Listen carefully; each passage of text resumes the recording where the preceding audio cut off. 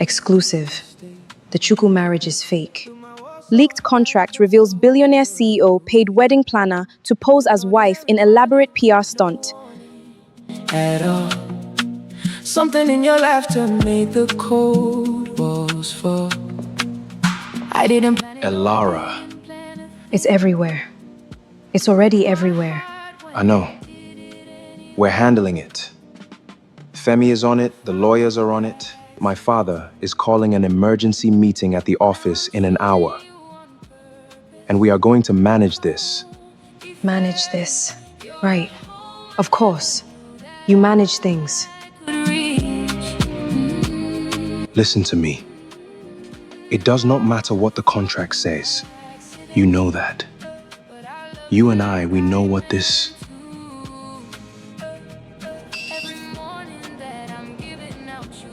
I have to take this. Come to the office.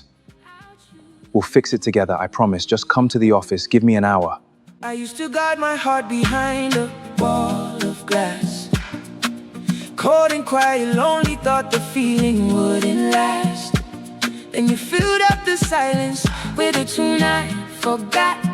And you warmed the empty rooms that I swore. The float is Friday. 4 days. The story we tell in the next 4 hours determines whether Noape is worth a fortune or worth nothing. So we are not going to be sentimental. We are going to be strategic. What are you proposing, Papa? Simple. We get ahead of it. We release a statement before lunch. Yes, there was an arrangement. But the arrangement was her idea. The girl is a planner, ambitious. She saw an opportunity. She manipulated a chaotic situation. She inserted herself into a billionaire family. We frame her as the schemer and you as the victim of a clever, grasping woman. The public loves a victim more than they hate a stunt. You come out sympathetic, she takes the fall, the float survives. We have lawyers who can make her radioactive by Thursday.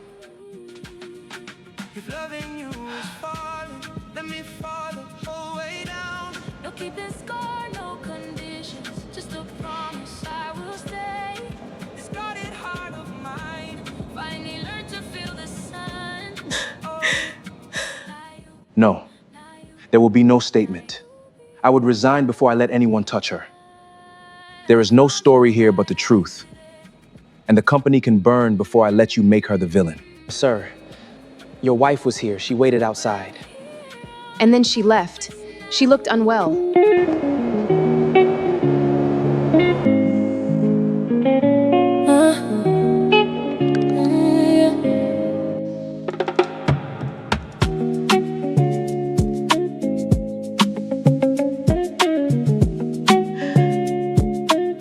He was going to let them.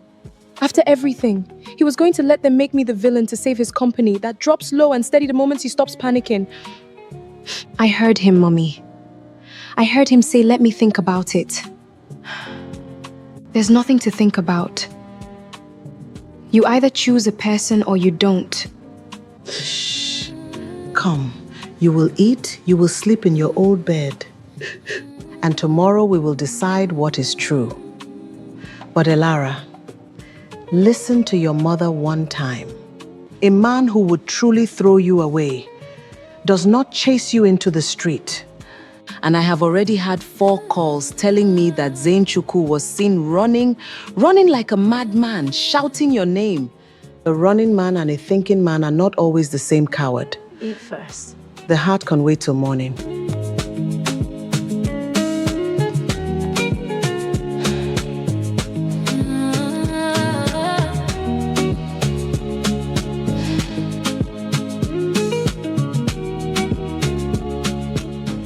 Good. Sit.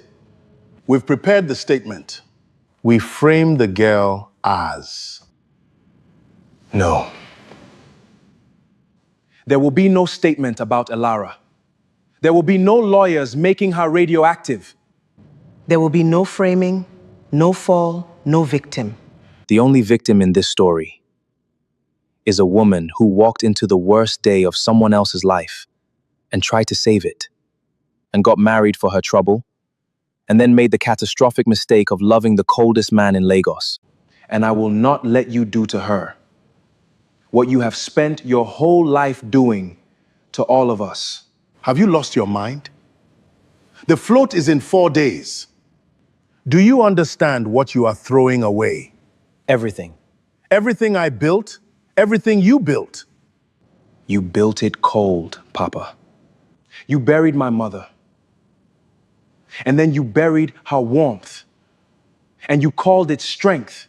And you raised 2 children in a freezer and called it discipline. And I believed you.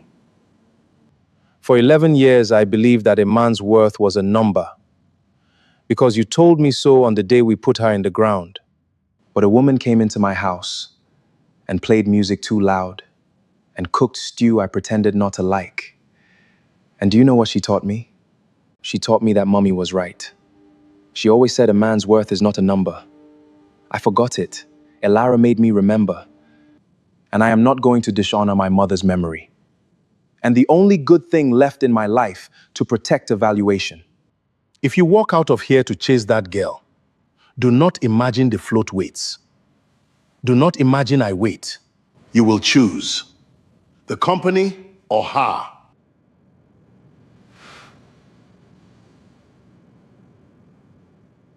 There's nothing to choose. There was never anything to choose. Keep the company, Papa. I'd give the whole thing away for one more morning of her humming in my kitchen. That's what you never understood. That's what she gave back to me. Come and find me when you're tired of being cold. There'll be a plate for you. There's always enough.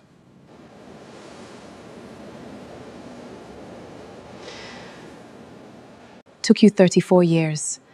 But you finally chose a person, big brother. Now go. Go get her. I don't even know if she'll... Go, Zain. She's in Surulere, at her mother's. It's Sunday. The whole family does Thanksgiving dinner on Sunday. You've been there, you idiot. The small house with the fairy lights. She'll be there with 40 relatives who now think you're scum. So you'd better be brilliant. And Zain, it's Sunday afternoon. On the mainland. God help you with the traffic.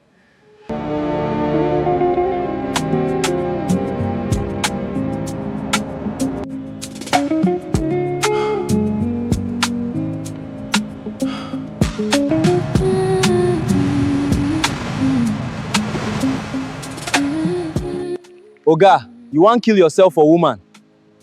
Yes.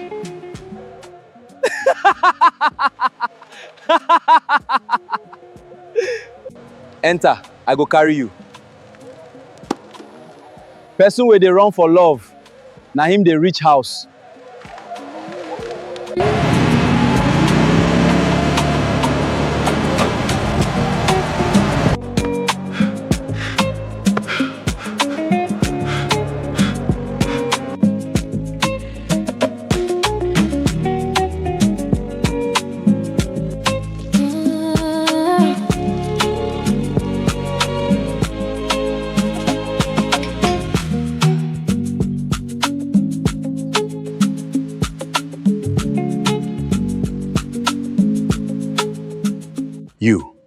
You have a nerve.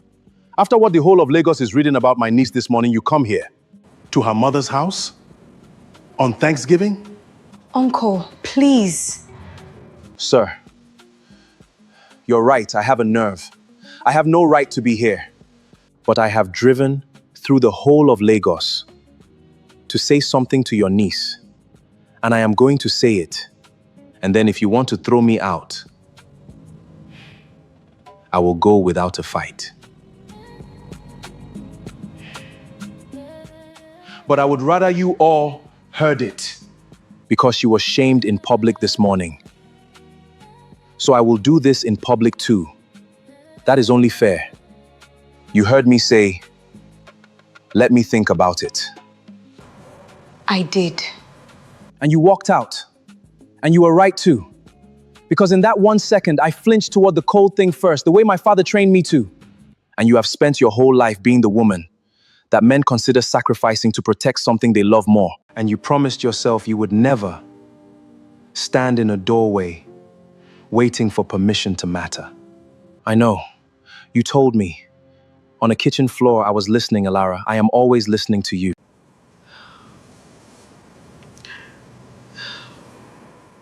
But you did not stay to hear the next thing I said. So I have crossed Lagos to say it to your face.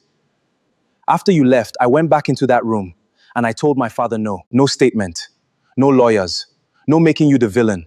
I told him I would resign before I let anyone touch you. I told him to keep the company. The float, the billions, the 40 million customer fairy tale, all of it. I told him he could have every cold thing he ever built because none of it is worth one morning of you humming in my kitchen.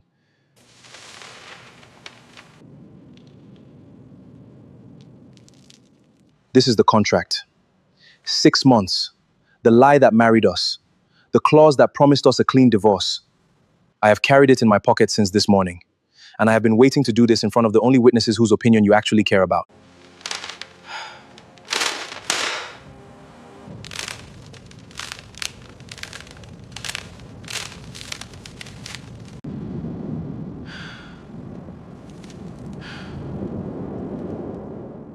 There is no contract. There is no arrangement. There is no PR. There is no 6 months.